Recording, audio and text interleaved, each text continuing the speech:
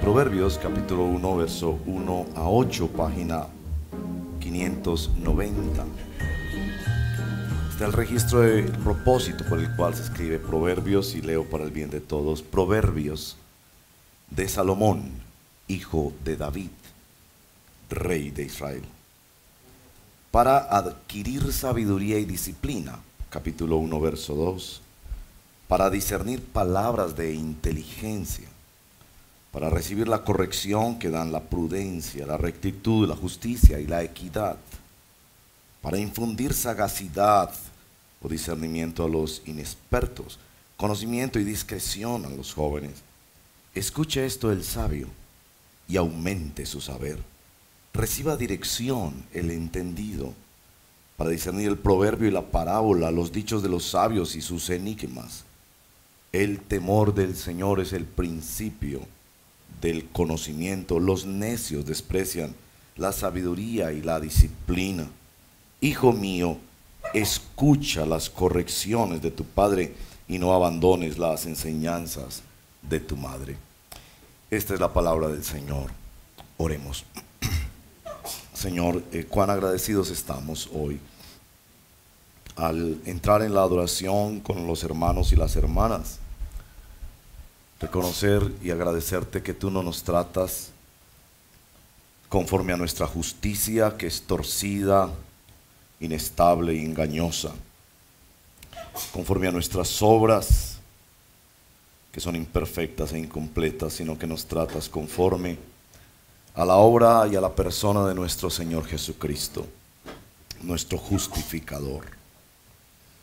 Danos ese evangelio hoy de nuevo, te lo pedimos. Todos los que estamos aquí, Señor, necesitamos corrección, el camino de corrección del evangelio. Te lo pedimos en el nombre de Jesús nuestro Señor.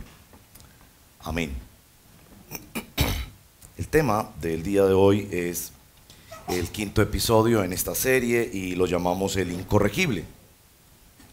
Hemos leído en Proverbios capítulo 1 y quiero notar en los versos que acabamos de leer que ahí mismo aparece nuestro tema. En el verso 2, esta palabra disciplina es la misma palabra corrección. Se puede traducir corrección o instrucción, y en el camino de nuestro tema hoy verán. Sobre todo quiero resaltar que el propósito que menciona el libro de Proverbios para este libro de sabiduría tan extraordinario es precisamente la corrección. Pero en el verso 7, que es tan conocido por nosotros en el libro de Proverbios, cuando se usa la palabra disciplina, en el verso 7, el temor del Señor es el principio del conocimiento, de la sabiduría.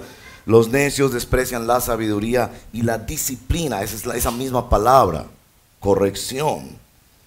Y después de ese prólogo, cuando el papá empieza realmente la introducción del libro de Proverbios, renueva esa palabra, escucha las correcciones de tu padre. Es interesante que aún antes de salir de casa, al joven se le está diciendo que escuche corrección. Ese es nuestro tema del día de hoy. Como introducción, tengo estos dos comentarios. Se ha perdido el concepto de corrección en el mundo de hoy, por esa mala comprensión de el libre desarrollo de la personalidad.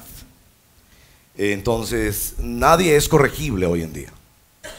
Solamente desarrolle nomás usted cómo se siente. Lo que usted siente, usted lo desarrolla. En Europa ya hay una niña que, usando ese concepto del trans, dice, así como dicen en el tema de género, la niña dice: yo soy un gato, pero estoy en el cuerpo de una niña, pero me siento como un gato. Entonces no hay posibilidad de corrección. Y para ponerle un poco de humor, está el que dice: yo soy un flaco, pero estoy en el cuerpo de un gordo. O yo soy un rico, pero estoy en el cuerpo de un pobre. Es decir, no hay razones hoy en día para decir estás en un mal camino. Sencillamente desarróllalo, siempre que no le hagas mal a nadie, entre comillas, pues desarrolla lo que sientes. No hay camino. Y aún, debo decirlo, en la presentación del mensaje de la Biblia, voy a darles Tres connotaciones de esto porque me preocupa mucho cómo se presenta el mensaje de la Biblia hoy en día. Aún en la presentación del mensaje cristiano se descarta la idea de la corrección. Déjenme dar tres ejemplos breves, sin entrar demasiado en esto, pero muchas de las formas en que se presenta, ¿qué es lo que creen los cristianos? Es, en primer lugar, esa idea de complemento. Sí, tú tienes tu educación, tu familia, tus proyectos, pero te falta algo. Entonces añades dentro de todos esos departamentos que tiene tu vida, hay uno para Dios, por favor. Y la frase hermosa en la iglesia católica que viene estos días: dale un minuto de tu vida al Dios que te da toda la vida. Así como hay un aspecto que deberías tener de espiritualidad, entonces compleméntalo con el mensaje de la Biblia, pero eso no tiene que ver con el Evangelio. El Evangelio no dice que Él viene a complementar nuestra vida. Tal vez es más fuerte esa idea del vacío. Tú tienes un vacío que solo lo llena Dios. Porque descarta la idea de que tú eres pecador, responsable frente a Dios, que vas camino a la condenación. No, nada más tienes un vacío y sientes ese vacío, Cristo va a llenar tu vacío. Quizás también muy sutilmente estas presentaciones del propósito, no la vida sin propósito, la vida con propósito. Y no quiero desconocer que el famoso libro Vida con Propósito ha sido usado por el Señor. Es un predicador bautista, de hecho, quien lo escribió. Pero esa idea del propósito, ¿sí? No es que tú estés en un mal camino, es que te falta propósito para tu camino. Entonces terminas buscando tener propósito en tu vida sin cambiar el camino. Creo que hoy necesitamos decir que el Evangelio es corrección de camino. Y camino de corrección, eso lo verán mucho más al final.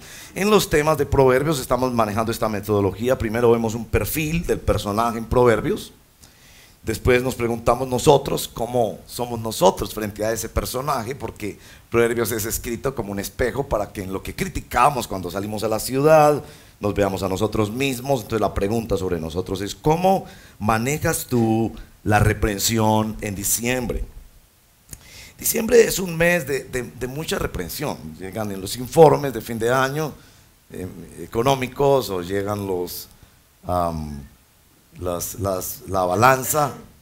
Yo no sé si usted, como yo, odia tener una pesa en la casa y llegamos a medirnos en esa pesa otra vez, pero no es solo medir el peso físico, es alcancé las metas, no las alcancé, otra vez revisamos quizás esa carta que nos escribimos el 31 de diciembre del año pasado y nos damos cuenta que muchas de esas cosas hermosas que se enlistaron no pasaron. Y diciembre es un mes también donde quizás nos sinceramos para evaluar relaciones y hacemos bien en una cita con la esposa, con los hijos, con la familia. ¿Cómo estuvimos este año?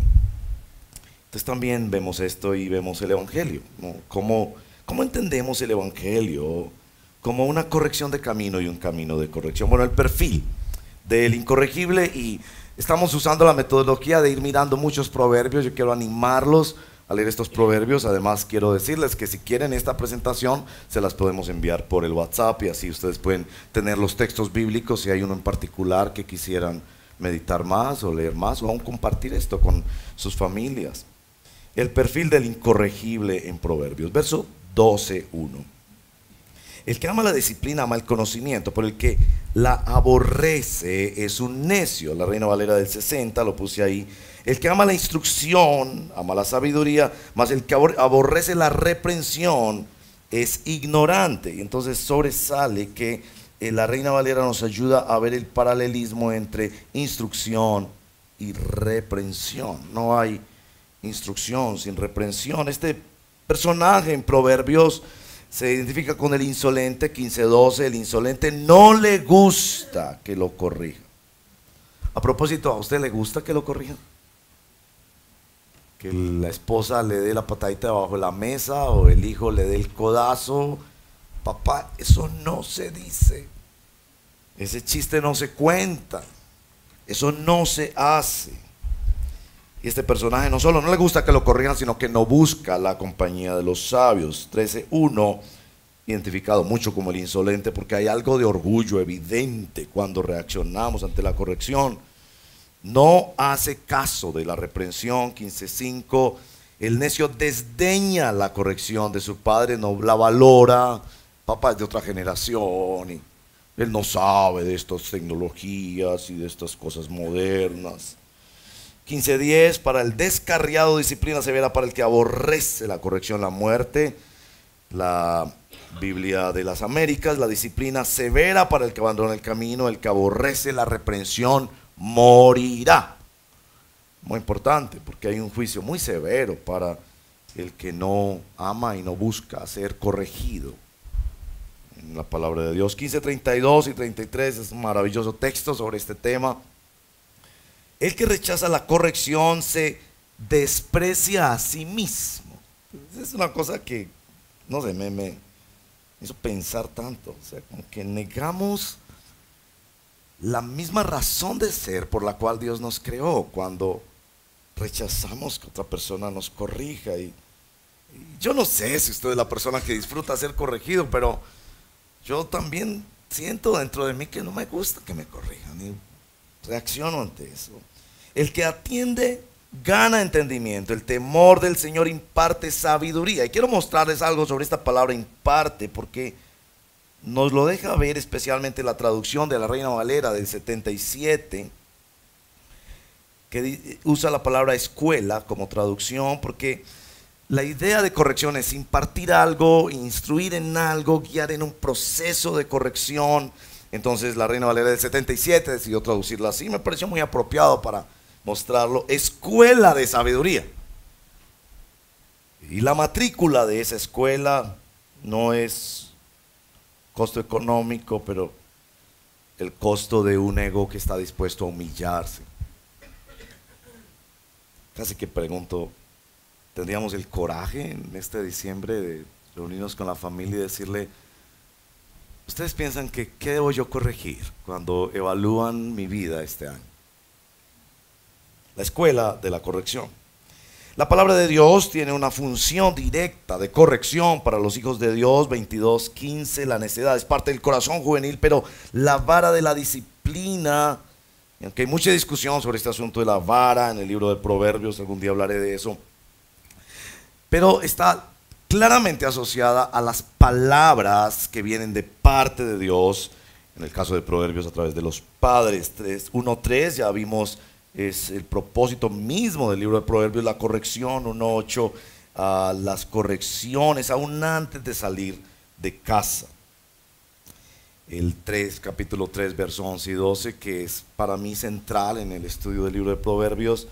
Es el capítulo 3, verso 1 al 12. Hijo mío, no desprecies la disciplina del Señor, porque el Señor disciplina a los que ama, y como un padre que corrige a su hijo querido. Y nos recuerda también, por favor, segunda de Timoteo 3, 16 y 17, este texto tan paradigmático para el discipulado cristiano, donde nos pone la palabra de Dios en 4 funciones esenciales. Toda la escritura es inspirada por Dios y es útil para esas 4 cosas: enseñar, reprender, corregir e instruir en la justicia. Y aún esa es una guía para nuestro devocional. Cuando abrimos la escritura y leemos una porción de la Biblia, deberíamos preguntarnos: en esta porción de la Biblia, ¿qué me enseña? ¿Qué me reprende para poder corregir esto y para poder instruirme en un nuevo camino, a fin de que el siervo de Dios esté enteramente capacitado para toda buena obra? La palabra de Dios es escrita para corrección. No solo para complementar, llenar vacíos y poner propósito en nuestra vida. Eso es parte, pero esencialmente la palabra de Dios viene a cambiar el disco duro de nuestro corazón. La iglesia tiene un lugar muy importante en la transformación que hace el Espíritu Santo mediante la corrección. Quería decir esto porque la corrección no solo en la Biblia es porque la debemos recibir, sino también porque la debemos dar. Una de las razones por las que yo les ruego a todos ustedes que ya son discípulos de Cristo, que se bauticen y que después de eso se hagan miembros de una iglesia cristiana bíblica local. Si es esta, gloria al Señor; si no es esta, otra, pero que te hagas miembro y no seas solo de esos que andan, asisten a una iglesia, participan en una iglesia, sino quienes realmente se someten al cuidado de una iglesia donde pueden cuidar a otros y también ser cuidados. Y miren este texto tan extraordinario que nos habla precisamente de nuestro tema. Hermanos, si alguien es sorprendido en pecado, ustedes que son espirituales deben restaurarlo con una actitud humilde. Muy importante eso. Pero cuídense cada uno porque también puede ser tentado. Ayúdense unos a otros y lleven así las cargas y así cumplirán la ley de Cristo. Y en Gálatas particularmente, esta ley de Cristo es la forma en la que nos amamos los unos a los otros en la comunidad de la fe. Reprender es amar. Y recibir reprensión es amar. La Nueva Traducción Viviente, quería citarla hoy estoy citando varias traducciones. Amados hermanos, si otro creyente está dominado por algún pecado, ustedes que son espirituales deberían ayudarlo a volver al camino recto. Volver al camino recto, con ternura y humildad. Qué linda traducción. Y tengan mucho cuidado de no caer ustedes en la misma tentación. Ayúdense a llevar los unos a los otros las cargas de los otros y obedezcan así de esa manera la ley de Cristo. Bueno, la Escritura nos habla mucho de la corrección, de la necesidad de corrección, de la escuela de corrección. Podríamos concluir que la Biblia deja ver claramente que el ser humano necesita corrección. En segundo lugar, que esa corrección viene de afuera. Y que esa corrección viene por la palabra de Dios. Casi que esas serían las bases teológicas de la corrección en esos textos de la Escritura. Pero pregúntate, ¿cómo reaccionas tú ante la reprensión y la corrección? Y como yo sé que el Espíritu Santo es sabio, todopoderosamente sabio, yo quiero preguntarte esta semana, ¿cómo reaccionaste a corrección? Tal vez porque precisamente en diciembre llegan evaluaciones de rendimiento, de comportamiento, porque alguien te hizo un comentario, o porque algo en tu familia o en tu trabajo te hizo ver que hay algo que corregir. La Biblia tiene grandes bendiciones para quien acepta con humildad la reprensión, y no quiero dejar de mencionar esto porque son promesas del Señor.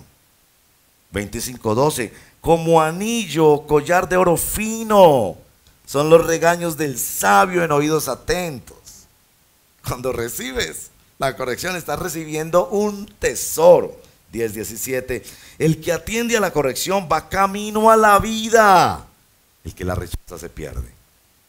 Camino a la vida, qué belleza. 15:31, ya lo habíamos leído, el que atiende la crítica habitará entre los sabios. Otra traducción dice, se sentirá en casa con los sabios. 27:5, más vale ser reprendido con franqueza que ser amado en secreto. Tremendo eso, ¿no? 28:23, a fin de cuentas, más se aprecia al que reprende que al que adula. Quizás no en el primer momento, pero siempre aprecias esa persona que corrió el riesgo de decirte algo. Bueno, la palabra de Dios dice que debemos hacerlo primero en privado. Dios nos libre en este sagrado púlpito de hacer lo que lamentablemente se hace muchas veces en algunas congregaciones o grupos cristianos, donde se usa el púlpito para enviar indirectas o directas a hermanos de la iglesia. La palabra de Dios dice que hay proceso para eso, que primero ve y estando tú y él solos. Hermana, yo le quiero decir esto. Hermano, yo le quiero decir esto. Pero es claro que se aprecia más en el camino de la vida la persona que tuvo el coraje de sentarse conmigo y decirme, hermano, mira esto, por favor.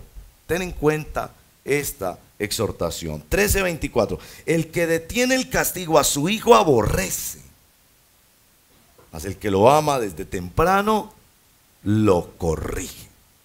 Y para quienes pelean con Proverbios sobre el asunto de la vara y del castigo físico en Proverbios, noten que el paralelismo es muy importante. La palabra castigo está asociada a corrección. Si no es castigar por castigar, ni vengarte con ira de tus hijos, sino es, ¿qué método necesitamos para hacer esta corrección? especialmente a los pequeños. Es claro que su capacidad de conocimiento no es suficiente y una buena varita en la casa es importante en eso que llamamos la zona de aprendizaje de los niños, especialmente diseñada por el Señor para ese propósito, que es lo que algunos llaman la posterioridad o el trasero. Yo creo que a los pequeños sí, después de agotar otras medidas, muchas veces solo lo vas a corregir con mucha delicadeza, sin rabia, permitiendo que él reciba consecuencias de su conducta. Y creo que un enorme error que se está cometiendo en la educación de niños hoy en día es que los papás ya no se meten en corrección con los niños porque de pronto el pequeño se nos traumatiza. Bueno, también la palabra de Dios habla de graves daños para quien rechaza la reprensión. Es muy clara el libro de Proverbios diciendo: ten mucho cuidado. Si cuando alguien te está reprendiendo y corrigiendo, tú lo rechazas. No hay terreno neutral aquí. Tú no puedes decir: no, es que yo tengo otras formas de aprender. Entonces no me interesa lo que tú digas cuando evalúas mi comportamiento o cuando la palabra de Dios viene a evaluar tu comportamiento, porque tú tienes otras formas de aprender. No, aquí no hay terreno neutral. Si rechazas la reprensión, mira lo que dice, verso 29:1: el que es reacio a las reprensiones será destruido de repente y sin remedio. Eso es serio, mi hermano. 13:18: el que desprecia la disciplina sufre pobreza y deshonra. El que atiende la corrección recibe grandes honores. 15:21 al 23: nuestros caminos están a la vista del Señor.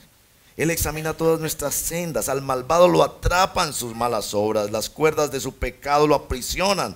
Morirá, ¿por qué? Por su falta de disciplina. Esa es la palabra corrección. Perecerá por su gran insensatez. Por eso pongo en la Reina Valera del 60, el verso 23. Él morirá por falta de corrección y errará por lo inmenso de su locura. Y debo ser franco con ustedes. Hoy estoy serio sobre este tema, pero además mi voz está como lacónica. Hermanos y hermanas, hay hermanos y hermanas que andan saltando de iglesia en iglesia, o que su participación es muy esporádica en iglesia, porque están realmente sacándole el cuerpo a la corrección. Nuestra reacción a la evaluación, correcciones, reprensiones en diciembre: nos justificamos comparándonos con otros. Sí, jefe, yo llegaba tarde, pero fulano de tal llegaba más tarde que yo. Negamos toda responsabilidad. No, yo no llegaba tarde. O nos enojamos: ¿cómo así? Yo que le he dado toda la empresa y usted viene a decirme que llegaba tarde. Nos victimizamos. Oh, el tráfico de Medellín, jefe, el tráfico de Medellín. Nos escondemos detrás de otros términos. Yo realmente no necesito corregir, sino reenfocar, concentrarme, optimizar, replantear. Y sobre todo, hermanos y hermanas, no pedimos perdón. ¿Cuándo fue la última vez que usted pidió perdón a propósito? Eche memoria. No eche la memoria. Eche memoria. ¿Cuándo fue la última vez que pediste perdón? No disculpas. Disculpas es la explicación, decir, quíteme la culpa. Yo no tengo culpa. Perdón. Mira, perdóname. Esto fue estuvo mal. Inclusive antes de que venga la evaluación del jefe, deberíamos dar un paso al frente y decir: jefe, yo quiero reconocer que este año mi evaluación es esta. Yo llegaba tarde. Perdóneme, por favor, por eso. Estoy aprendiendo de la palabra de Dios. O yo hablé muy mal, o no he construido bien en este matrimonio, o no he aportado. ¿No les parece que nosotros reaccionamos negativamente a la evaluación? Bueno, y por eso venimos a el Evangelio para los incorregibles. Ahí está. Me encanta ese título, parecería un buen título para un libro. El Evangelio, escuchen bien, cuenta historias de redención de gente incorregible. Pero el Evangelio sobre todo cuenta la historia de la redención de seres humanos incorregibles. La Biblia está repleta de historias de redención. En particular hoy quería traer a nuestro querido amigo Pedro. Tenemos mucho que agradecerle a Pedro. Pedro nos permite hablar mucho de una persona que era bastante difícil y de temperamento fuerte, que Dios transformó mediante la reprensión. Varios momentos en la vida de Pedro, un repaso rápido, en Juan 1:42 le cambia de nombre. Hay algo que no funciona en tu identidad y le pone otro nombre. Y algunos autores que han investigado más la vida de Pedro dicen que Jesús le decía de tres maneras a Pedro, depende de cómo se estaba portando. Si estaba actuando en su propia carne débil o si estaba actuando en obediencia a su Señor. Entonces Jesús le llamaba a Pedro, le llamaba Simón, hijo de Jonás, o le llamaba Simón Pedro. Poco quizás como hacen nuestras mamás cuando nos citan todo nuestro nombre completico en algunos momentos. Capítulo 16, 23, es interesante ese texto porque es Pedro el que viene a reprender a Jesús. No te ocurre eso, Señor, ¿cómo así que vas a ir a ser crucificado? Y Jesús lo mira a la cara y le dice, apártate de mí, Satanás. Y no entienda mal, no es que pensaba Jesús que él estaba siendo poseído por Satanás, sino porque sabía claramente qué era lo que había detrás de las palabras de Pedro, como una tentación para el mismo Señor, pero también como Satanás insidiosamente llevándolo a pensar que cristianismo no incluye dolor. Capítulo 17, llegan al monte de la transfiguración y él piensa que cristianismo es hacer dos casitas para apartarse del mundo y vivir en una burbuja maravillosa, en un culto de alabanza al Señor. Y cuando le dice, Señor, hagamos 3 carpitas, que aquí se queda Moisés y Elías y todo, y pasamos bien bueno. Es Dios Padre desde el cielo que lo reprende. Un poco parecido al famoso rey español que a un presidente latinoamericano, cállate, le dice. Escúchame, hijo, le dice. Este es mi hijo amado, escúchenlo a él. Nuestra habitación no es la comodidad de una espiritualidad que nos libre de problemas, sino que nuestra habitación es la mismísima palabra de nuestro Señor Jesús. A Él oíd. Capítulo 18, este es el caso donde Pedro quiere impresionar, ¿no? Quiere impresionar. Señor, y si un hermano peca contra mí, ¿te parece bien si yo aguanto hasta 7 veces? Impresionando al Señor, y el Señor dice, no, 70. Algunas traducciones van a decir 70 veces 7. Y lo reprende de esa manera el Señor. En Juan capítulo 13, por ti daré mi vida, Señor. Y el Señor le dice, ¿me vas a negar? Y bueno, en el capítulo 26 relata precisamente cuando es reprendido por una muchacha que sirve ahí en la casa de estos que están procesando a Jesús y no, usted sí es, como no dice usted que usted no es, usted sí es, su acento lo delata, usted es uno de esos. No, yo no soy uno de esos. Y entonces no solo el mundo, sino el gallo. Por ahí dicen que Pedro, siempre que escuchaban un gallo, todo el mundo se codeaba. ¿Se imagina uno quedar marcado toda la vida por un bendito gallo? Y a veces los gallos cacaraquean, esa es la palabra para los gallos. ¿Es eso? ¿Cómo se llama lo que hacen los gallos? ¿Cacaraquear? Ustedes son todos unos gallólogos. Bueno, cacaraquear, entonces cuando cacaraquea el gallo, y a veces lo hacen de día también. Uno piensa que solo en las madrugadas. Y siempre que el gallo cantaba, todo el mundo se codeaba y miraba a Pedro. ¿Te acuerdas? Usted fue el que dijo que no le iba a dar la vida por él y ni siquiera fue capaz de responder una pregunta. En el capítulo 21, cuando Pedro se ha retirado de nuevo a pescar y Jesús se le aparece en la playa y les hace este desayuno en el capítulo 21, Pedro apenas ve que es el Señor, y mi interpretación, esa es mi interpretación. ¿Por qué Pedro se tiró al agua? Él mismo se ciñó la ropa y se tiró al agua. Yo creo que es porque sabía que iba a ser reprendido. Es decir, esto era ya una costumbre en su vida. Cuando en momentos determinantes de la vida él sabía, voy a meter la pata y lo que me va a decir el Señor es, cállate, no digas eso, así no es, lo que tú estás pensando no está bien. Casi como que la dinámica de nuestra mente debería ser, yo necesito ser corregido. Seguramente mi primer pensamiento va a ser malo. Por ahí no es del Señor. Entonces él se tira al agua y bueno, y sigue la narración de Juan 21 porque son 3 grandes episodios de corrección de Pedro. Y viene este de me amas, Pedro, me amas. Una pequeña notita sobre eso de me amas, Pedro, me amas, porque es tan hermosa. El Señor le pregunta a Pedro, ¿me amas? Y usa una palabra en griego que es agape o agapao, es el verbo para amar, para describir en el Nuevo Testamento el amor de Dios.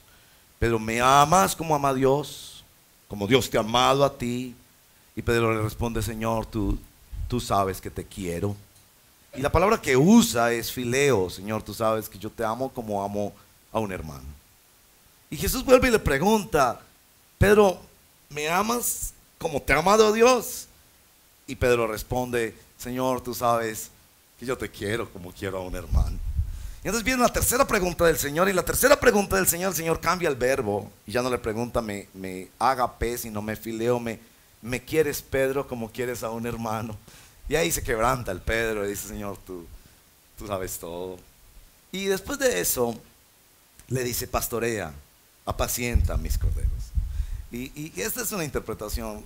Jesús está bajando sus demandas para aquel que acepta reprensión. Y Él sabe que nuestro amor es tan imperfecto, es una pobre representación de lo que Él nos ha amado.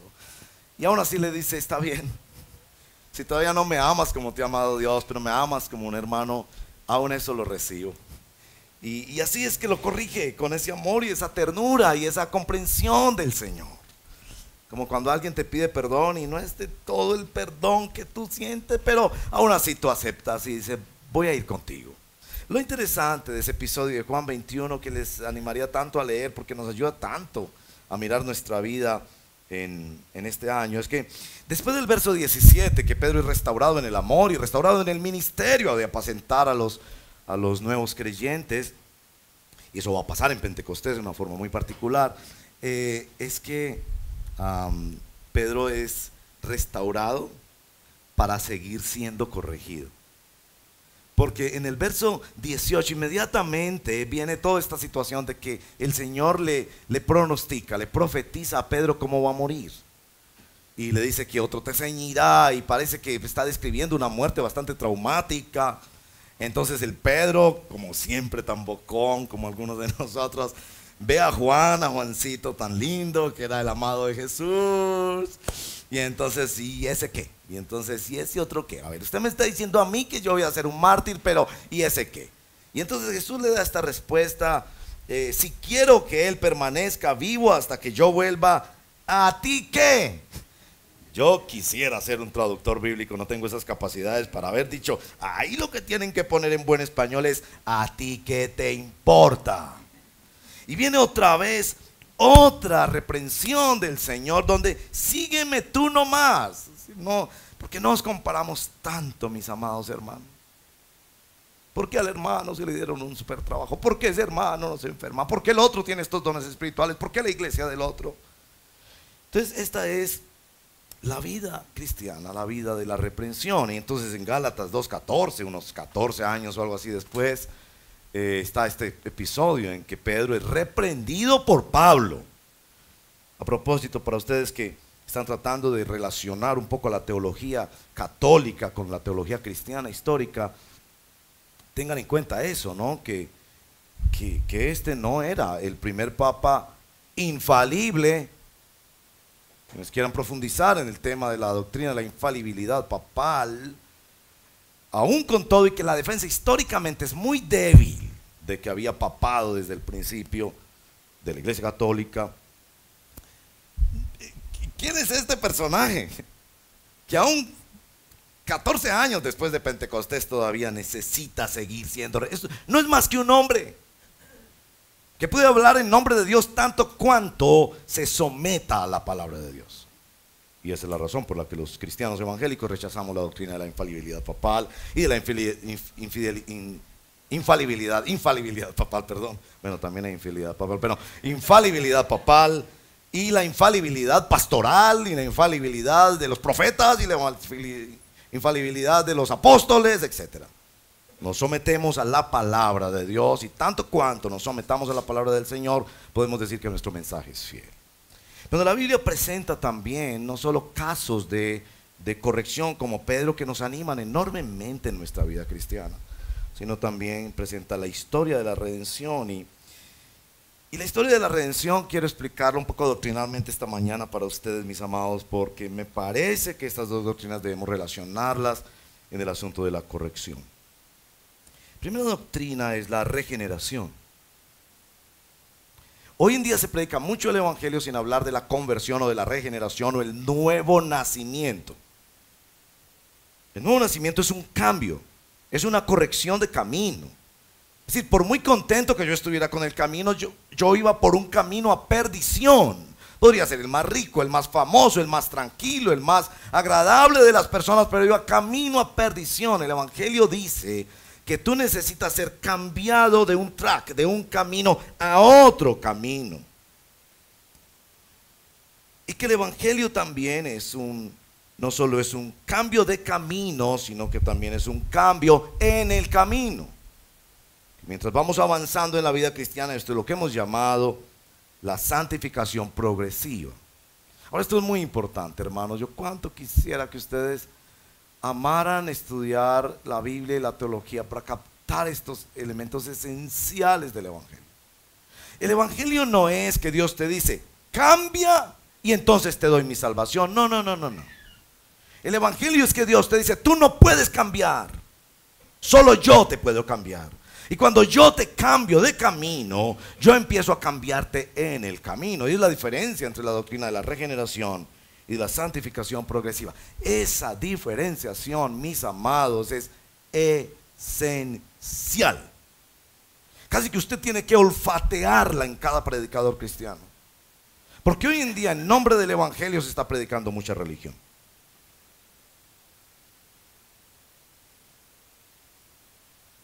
El famoso texto es el de 2 Corintios 5, 17. No lo escribí ahí, solo escribí el texto, las palabras.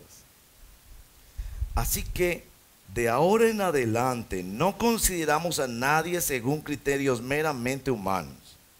Aunque antes conocimos a Cristo de esta manera, ya no lo conocemos así. Esto es esencial para entender el famoso verso 17. Es decir, que yo antes pensaba que este asunto del evangelio era, me manejo bien y Dios me premia o me castiga de acuerdo a mi comportamiento. No, eso era una forma humana de ver a Cristo. Por lo tanto, dice, si alguno está en Cristo, es que cuando viene el evangelio a mí, Él me pone en Cristo. Entonces soy nueva creación. Lo viejo ha pasado y ha llegado ya lo nuevo. Soy nueva creación. Jesús le dice a Nicodemo, tienes que nacer de nuevo. Ahora, es redención, no es nueva creación, es redención en el sentido de que esa nueva creación es con base en la misma persona que yo soy. Yo seguí siendo la misma persona, como Dios me diseñó en su propósito eterno para mi vida. Pero ha habido un cambio tan grande dentro de mi vida que mi propia naturaleza ha sido cambiada. He sido cambiado del camino a la condenación al camino a la obra de Cristo, vista perfecta en mí, que no terminará hasta que yo me muera y entre en la glorificación donde seré perfecto como es mi Salvador. Verso 18. Todo esto proviene de Dios, no es basado en nuestros esfuerzos humanos, quien por medio de Cristo nos reconcilió consigo mismo y nos dio el ministerio de la reconciliación. Entonces el evangelio es una corrección de camino. Los seres humanos nacemos pensando que nos vamos a justificar por nuestras buenas obras o por la aceptación de los demás. Somos cambiados de ese camino, no es nuestra justicia, sino la justicia de Cristo. Él es el camino, la verdad y la vida. Y una vez estamos en ese camino, somos sometidos al camino de cambio constante que no para. Hay tres clases de incorregibles y con esto quiero terminar y con un ejemplo final. Hay tres clases de incorregibles. El primer clase de incorregibles son los incorregibles porque piensan que no hay nada que corregir o no les interesa, no les importa. De hecho, Proverbios 9, 6 al 8 señala de una manera muy aguda a ese personaje. Y dice a ese personaje: ni siquiera trates de corregirlo. Palabras de Jesús: no le des las perlas a los cerdos. Hay incorregibles que piensan que eso es lo mejor.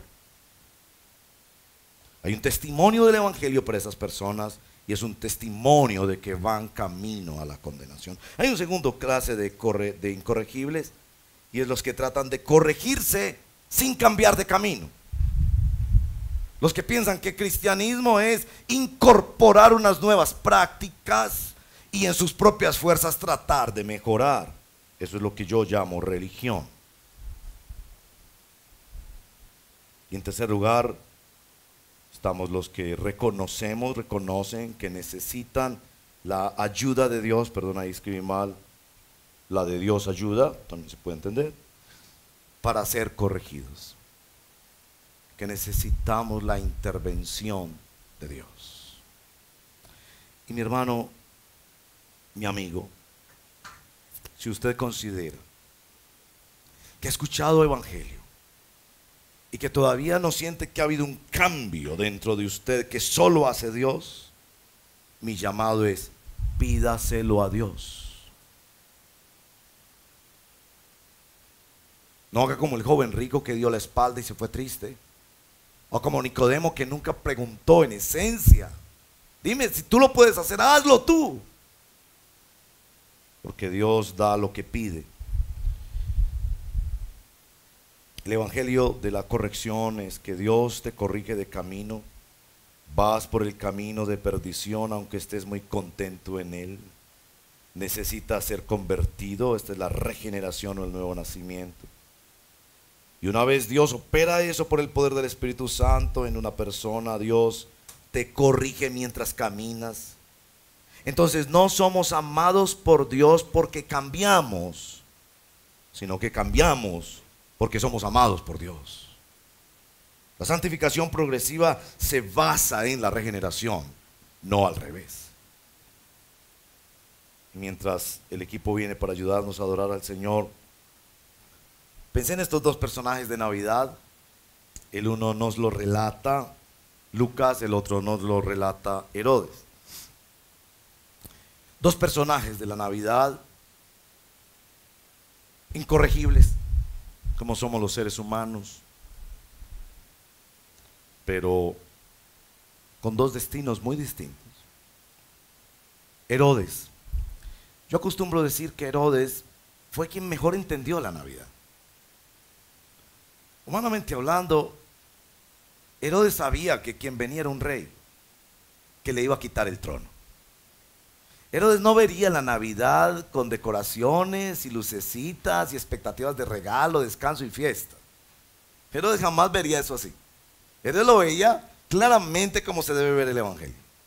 Se te acabó el reinado. Pero la respuesta de Herodes fue reacia a la confrontación. La ciudad se conmocionó. Sabios orientales, para que no dijeran que eran las tradiciones religiosas, o es que lo que dijo la mamá, o lo que dijo un pastor por ahí. No, sabios orientales que han invertido una fortuna, que lo habían analizado en el estudio del cosmos, y venían a Jerusalén a decirle: ha nacido el verdadero rey y venimos a adorar. ¡Qué oportunidad! ¡Qué oportunidad! De él decir: yo soy el peor de los reyes. Era bastante malo, había realizado muchas obras de arquitectura, pero era bastante malo. Era la oportunidad de su vida, de conocer al Dios de dioses, al Señor de señores, de entregar su corazón al Rey de reyes.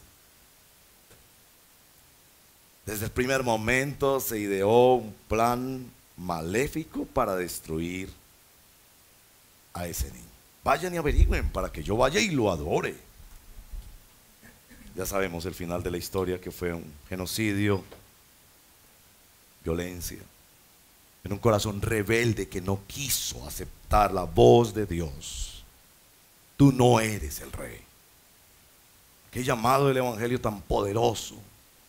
Deberíamos señalarlo en cada uno de los pesebres y señalar que ahí está el llamado de Dios, haciéndose humilde hasta el niño indefenso, para que este poderoso escuchara a Dios y rechazó. Y bueno, el otro caso es Zacarías.